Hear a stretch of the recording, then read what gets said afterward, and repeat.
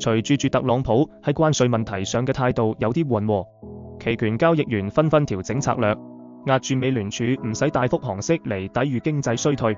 一直以嚟，關稅都係經濟增長嘅絆腳石。以往一施壓，美聯儲就梗係要降息嚟救場。而家特朗普暗示4月2號開徵嘅新一輪關稅更加有針對性，咁就令市場睇到關稅有放鬆嘅可能。美聯儲明年降息嘅壓力就隨之減輕咗。受呢個影響，掉期市場對美聯儲降息嘅壓住直線下滑，尤其係同聯邦基金利率緊密相關嘅有擔保隔夜融資利率期權市場變化特別明顯。呢個禮拜一同禮拜二，新頭寸不斷建立日價超過1000萬美元。如果美聯儲今年維持利率唔變，呢啲頭寸就會大賺；如果下次加息，就賺得更多啦。與此同時，投資者預期美聯儲態度轉強硬，降息次數減少，空頭頭寸就趁機猛增，盼住利率唔跌嚟從中獲利。交易員對美國國債嘅態度都急轉直下。摩根大通調查顯示，美國國債市場正多頭頭寸降到5週嚟最低，直接多頭頭寸連續3週下滑。市場目光依家聚焦喺關稅消息上，特朗普新一輪關稅更具針對性嘅表態，大大緩解咗市場對貿易戰升級嘅擔憂。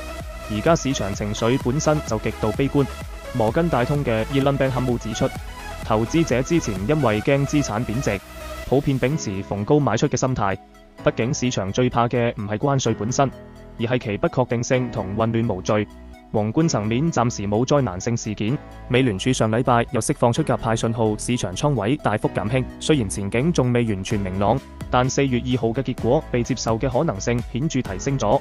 回顧之前特朗普嘅關稅大棒成日登上媒體頭條，美股連續跌咗4週。呢次政策調整真係令市場鬆咗口氣。特朗普禮拜一透露，就快宣針對汽車、製藥呢啲行業嘅關稅，木材同半導體行業都列入咗計劃，仲暗示汽車關稅有可能先於對等關稅攻。佢仲話，隨住4月2號對等關稅生效日接近，可能會俾部分國家喘息機會，但係要實現對等。華爾街對美股又重新燃起看漲熱情。摩根士丹利首席投資官邁克威爾遜認為，科技七巨頭帶動嘅股市反彈，有希望成為整體反彈嘅催化劑。貝萊德都計劃增持美國市場股票，壓住人工智能同盈利增長。